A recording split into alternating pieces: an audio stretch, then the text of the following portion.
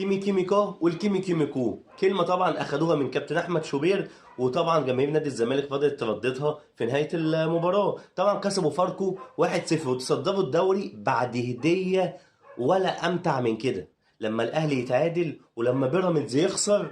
يعني حاجة على طبق من ذهب لنادي الزمالك، ونادي الزمالك طبعا تصدر الدوري، وطبعا يا هناهم يا سعدهم. الجماهير طبعا مش هتنام، وجماهير وفية، وجماهير الصراحة يعني ايه، نحسد نادي الزمالك عليها الصراحة. يعني عمال هتافات وبتاع وهم فرحانين من حقهم.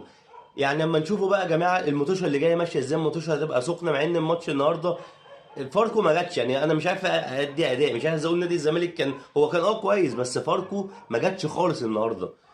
ولما نشوف ان شاء الله المباريات اللي جايه قادمه ماشيه ازاي، وانتظرونا بقى لان في ماتش جامد موت. ماتش يعني انا شايفه ده اللي هيبقى ماشي. هنشوف الدوري هيبقى ماشي ازاي، الاهلي وبيراميدز ان شاء الله الساعه 9 يوم السبت الجاي. ده طبعا استنوا بقى، هيبقى فيه تشكيل وتوقعات واحداث كتيره جدا نتكلم